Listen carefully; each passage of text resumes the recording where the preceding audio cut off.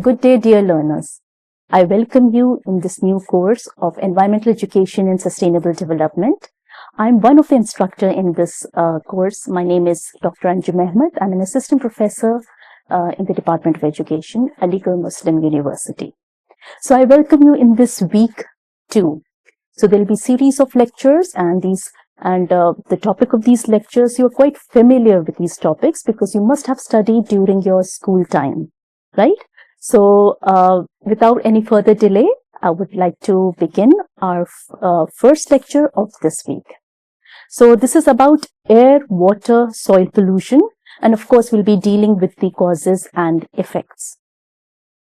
So the overview, first let me walk through the process, what I'm going to talk to you about in these 30 minutes. So first, the whole concept of pollution, then what are the various types of pollution, the sources, and of course, then we'll be able, by the end, you will be able to explain the causes and the effects of different forms of pollution, especially on human health and the environment around us.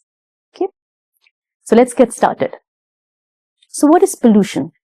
So if you look at the word, where is it derived from? So it is basically derived from a Latin word, pollutionem, right? So pollutionem, which means something that is defiled or made dirty. So environmental pollution, in very simple word, what can we say? It is defined as some kind of undesirable change that is taking place either in physical form, chemical form, or biological characteristic of any component of the environment. It could be the air, water, soil, and so on. And of course, that will also, ultimately, the repercussion would be that it will be, causing harmful effects on the various forms of life and property. Now, the two word pollution, which is the introduction of harmful or unwanted substance or energy into the environment, that process is known as the pollution, right? So, of course, it is always used in a negative sense. It will always cause detrimental effect on the living organisms and natural systems. Pollutant, on the other hand, that's another terminology which was given by the EPA, that is the Environmental Protection Act. It talked about pollutants as a harmful, it could be either solid, liquid, or gaseous substances, which is present in such a concentration in the environment which tend to be injurious to the whole living biota. So that is known as the pollutant. So on and off, I'll be using the word pollutant, pollution, so the two terms should be very clear to you. Now coming to the sources of pollutant. Now the sources may originate from, you can say, from basically two types, right? So first we have the natural sources, that is the forest fires, volcanic eruptions, earthquake, tsunami, for which we have no control over. So those are definitely the natural sources. But on the other hand, there is something, the other type is the anthropogenic sources, and through anthropogenic activities. So another very simple name of anthropogenic is man-made. So being the student of environmental education, so I expect you no longer use the word man-made. We'll be using a new terminology, that is anthropogenic. So the anthropogenic activities would be the human activities, and you can name n number of activities through which we are causing, a different kind of pollution, and we are polluting the environment.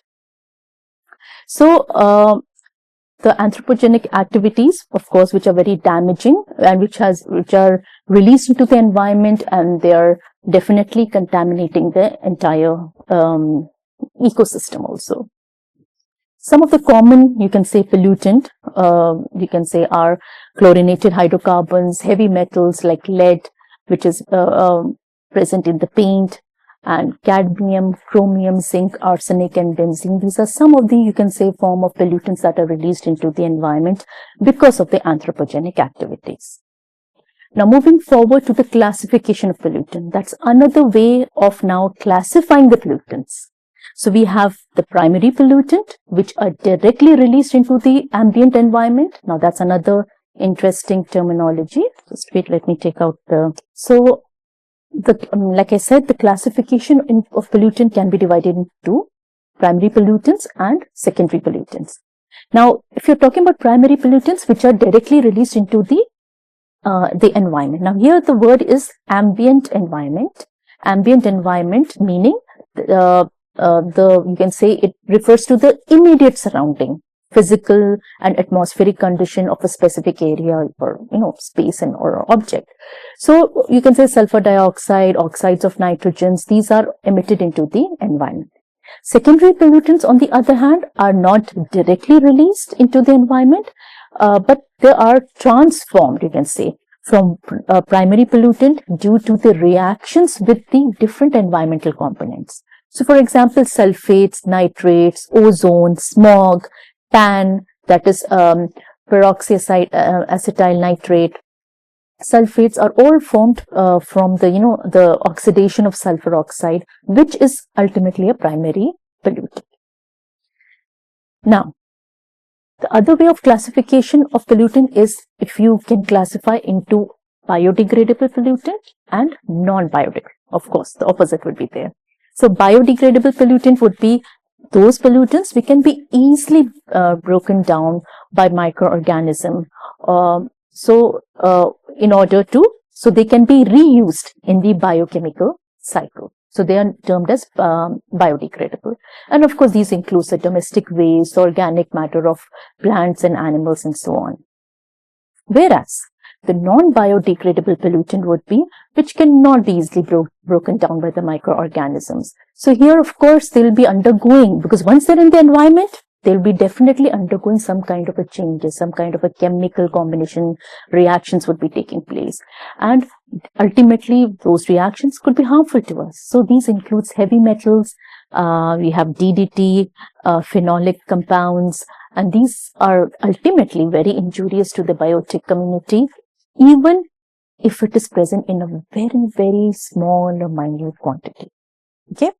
Now moving forward to the types of pollution, of course, we're dealing with air, water, and soil. Now, the air, meaning any kind of a physical, biological, or chemical alteration taking place in the quality of the air will be termed in the atmosphere will be termed as air pollution. So, of course, we know that there are gases and dust and smokes that are released that enter into the atmosphere, which makes it so difficult for the plants, animals, and human beings to survive as the air becomes defiled. It loses its quality.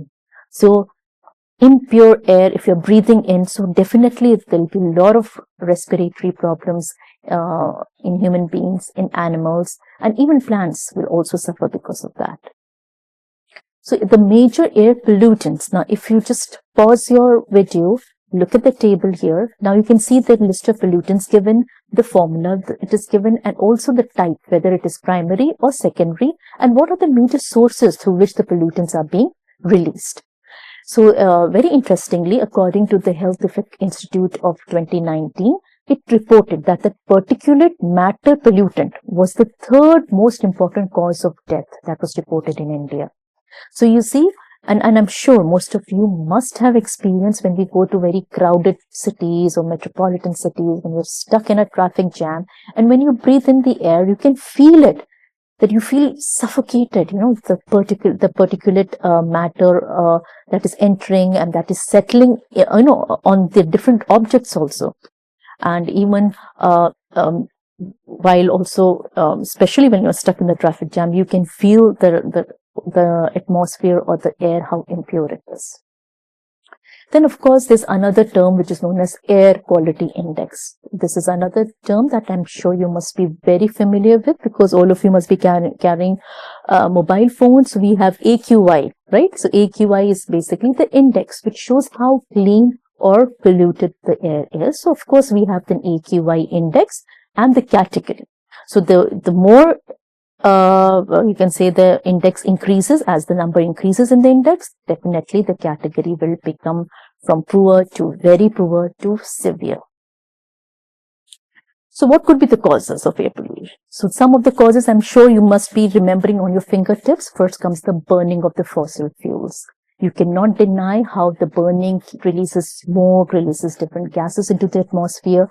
Incomplete combustion related to it releases carbon monoxide because of improper combustion from the vehicles or indoor, you can say, burning of fuels and so on.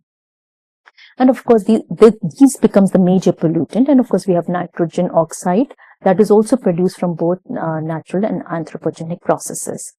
Then secondly, we have agriculture activities that too causes air pollution. How? Because the use of insecticide, pesticide, fertilizers that we use in the agriculture activities, has grown a lot in the past years. And they emit harmful chemicals into the air, the aerosols, the gases, and they also, not only they cause air pollution, but they also become a part and parcel of water pollution as well.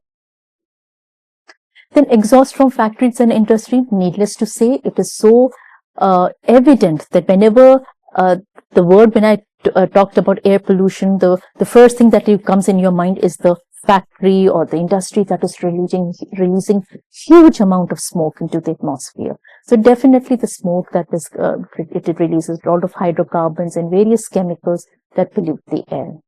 Then even the mining operations, and you cannot deny we need minerals from under the soil. So definitely the best way is through mining.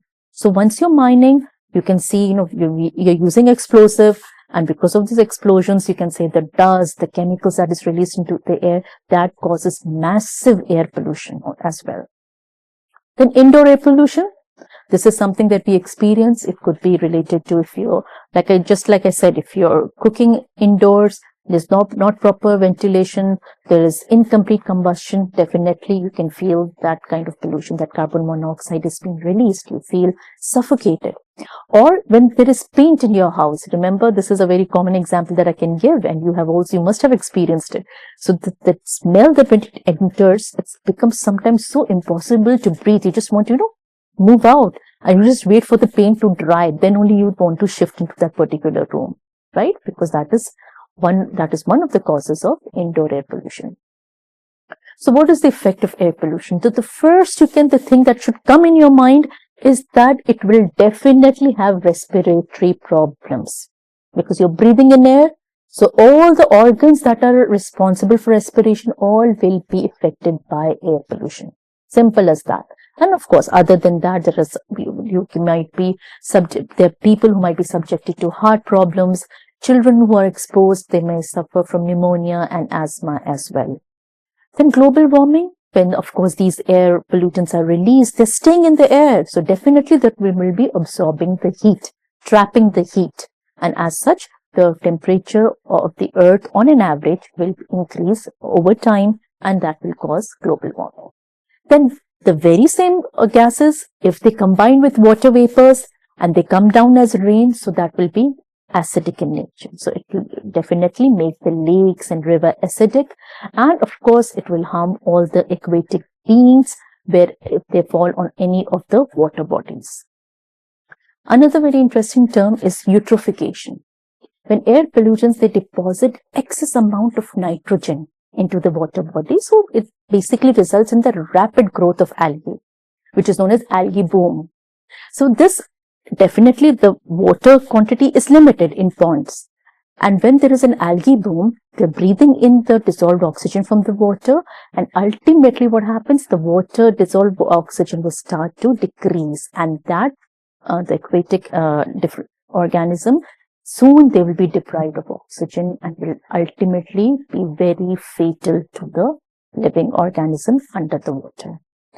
Then it's not only the underwater, wildlife around the terrestrial ecosystem all will suffer, because they are also breathing in the very same air.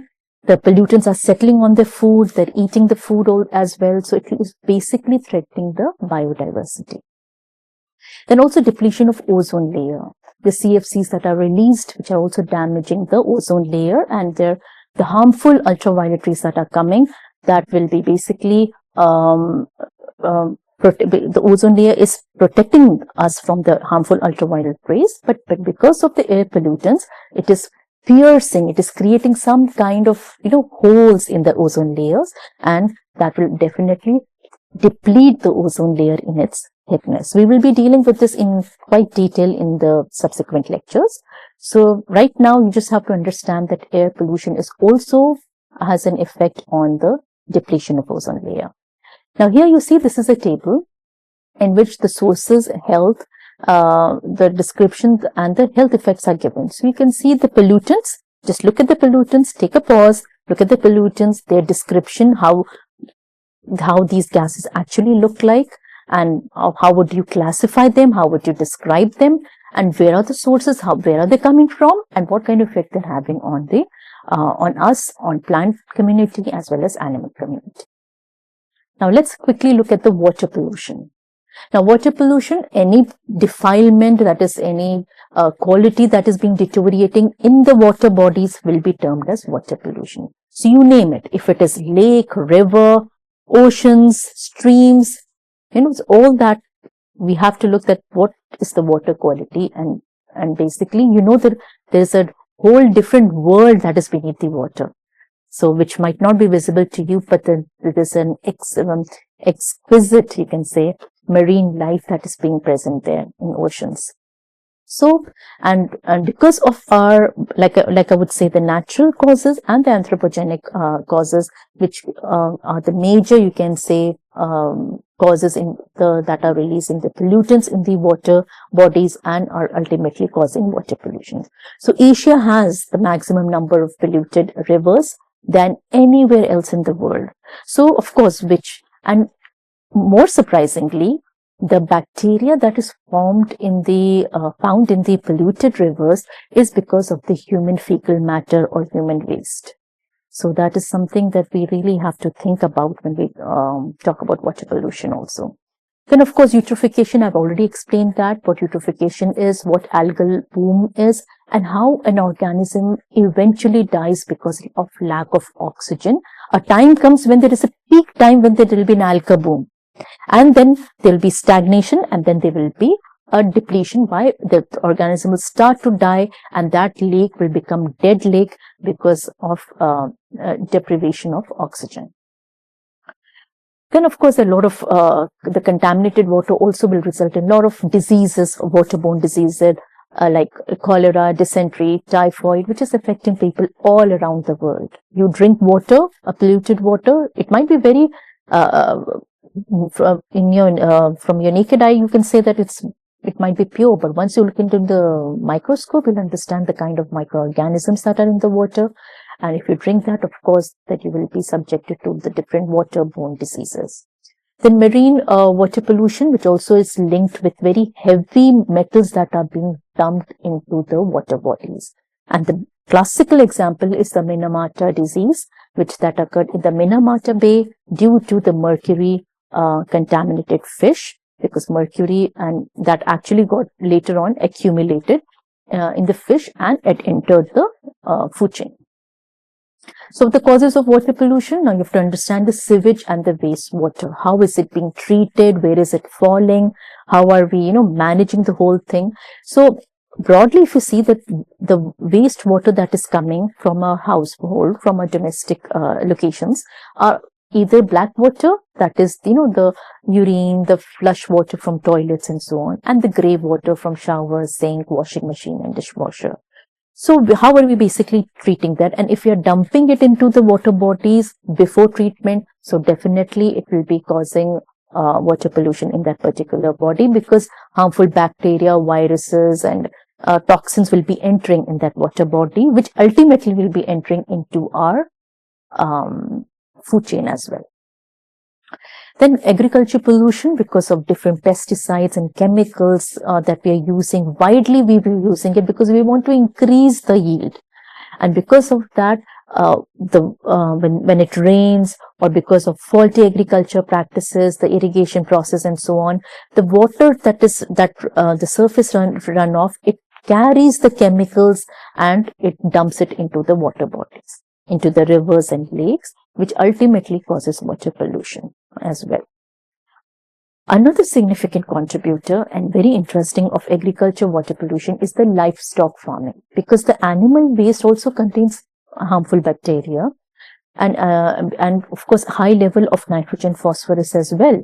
So if you're not properly managing it and you're dumping into the water body the animal waste, so of course, even if you're not dumping through water surface runoff, the waste is being carried away, and it reaches or through leaching process, it goes under to the underground water table and pollutes the water as well. Then industrial waters, the different industries, especially the dye and textile factories, they also become the main source of water pollution. They use different chemicals, heavy metals, and toxic substances which ultimately enter the water bodies. Then oil pollution. Oil pollution usually we see in the oceans also, where we have oil spills from the tankers, or there is an offshore drilling rigs, or any fallout in those rigs, which actually cause a damaging effect into the marine life. And oil cannot be dissolved in water. So what happens? It forms a layer on the top of the water. Now, once the layer is formed, the gaseous exchange from the atmosphere to the hydrosphere, it stops taking place. And as such, when the gaseous exchange, it stops because of that sleek oil layer. So definitely the organisms that are inside the marine life, they will slowly get suffocated. Sunlight, there'll be problem of penetration of sunlight as well. And that will also start creating problem for the marine life. Then another cause is the radioactive waste that is thrown. Radioactive waste, especially and we know we are using the nuclear reactor for generating a lot of power, and for weapon manufacturing as well. Even the medical institutions, they also generate a lot of radioactive waste. So if these are dumped into the water body, so definitely the radiations of these waste will also be carried along, and of course it won't be visible to a naked eye, and it will enter our system. So what could be the possible effect of water pollution? So just think about air pollution, respiratory system. Water pollution first would be the digestion, our digestive system, because we're consuming, and without water, of course, you cannot survive. That's the first thing that we need for our survival. So first, that is the first organ that should come in your mind, that all the digestive organs will be suffered because of that. Other than that, of course, the first would be the aquatic biodiversity because of eutrophication, which ultimately leads to zero, you can say, oxygen level, which is known as the dead zones. Then disruption of food chain. Why? Because the very same chemicals that are entered into, that are consumed by the organisms, will ultimately travel up in the food chain. And that will lead to what we call as the toxin accumulation or bio accumulation as the toxin level increases. Then degradation of wetlands and coastal ecosystem because of those chemicals that are being dumped, the coral bleaching, or what kind of damage it is caused to the shellfish beds, and it also kills a lot of, destroys a lot of, aquatic planktons and phytoplanktons that are there. So as such, we find that the entire marine ecosystem suffers. Even the wetlands, we can say, they suffer because of that. And surprisingly, wetlands, mangroves, and estuaries, they act as a natural water purifier. So if you can make the water pollution to such an extent that these purifiers won't be able to work naturally because of the you can say the products that are being dumped from the industries and from the sewage or from the oil spills as well. Then spread of waterborne diseases, just like in air we have seen. So similarly, the waterborne diseases are cholera,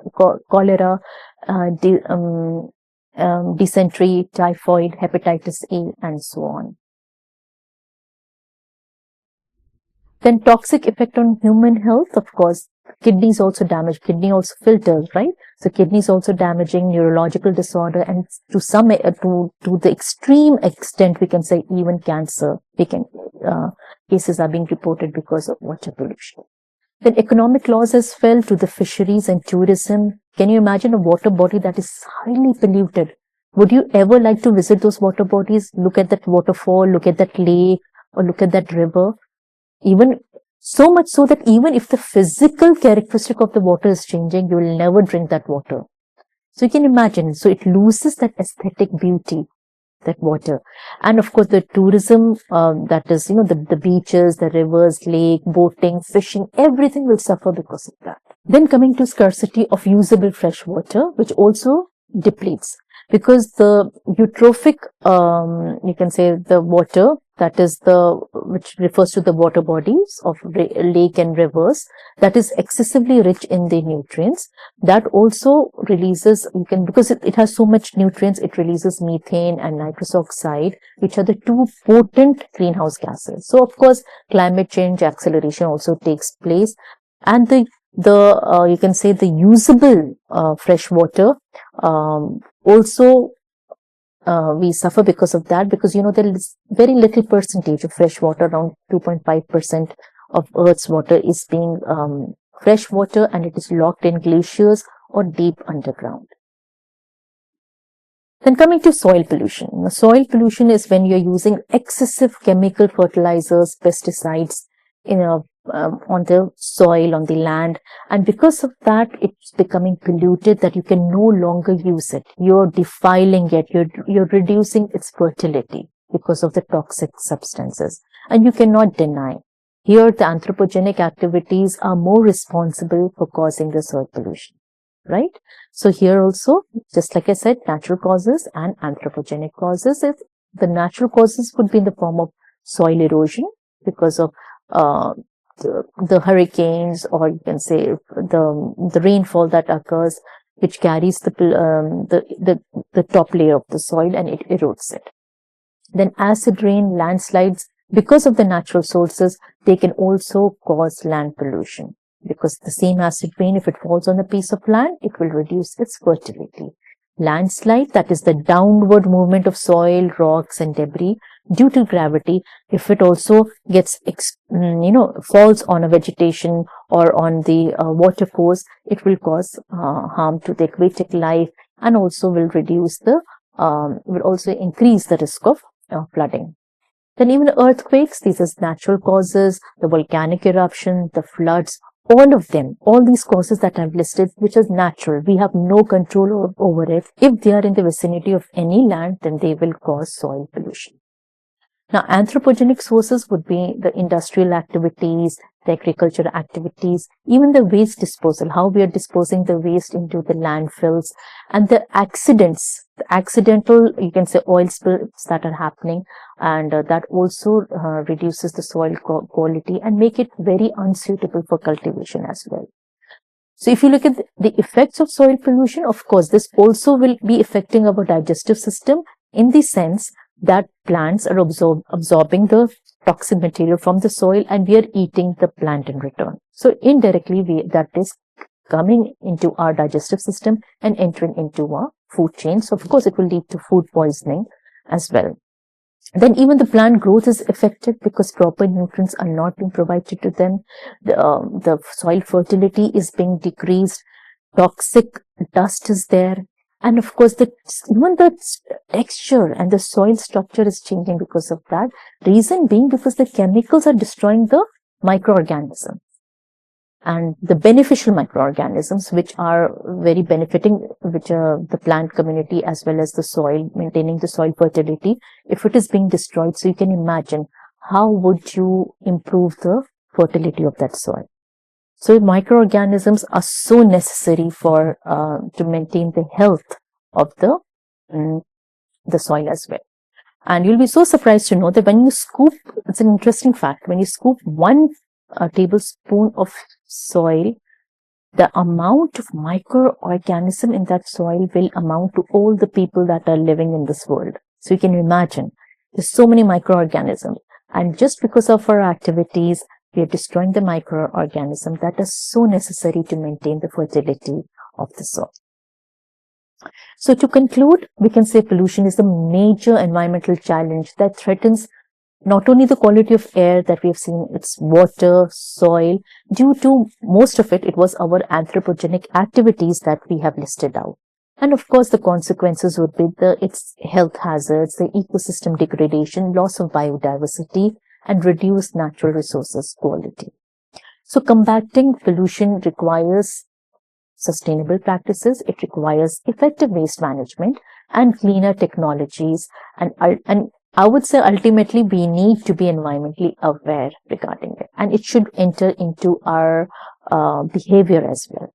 So we're able to make informed decisions, and it is only through, you can say, united efforts and responsible practices can be built a cleaner, greener, and more sustainable world.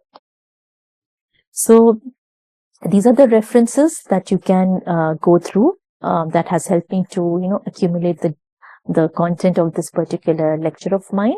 And I'll be seeing you again in the next lecture with the next different topic, which will be related to our environment. Till then, take care of yourself and have a good day.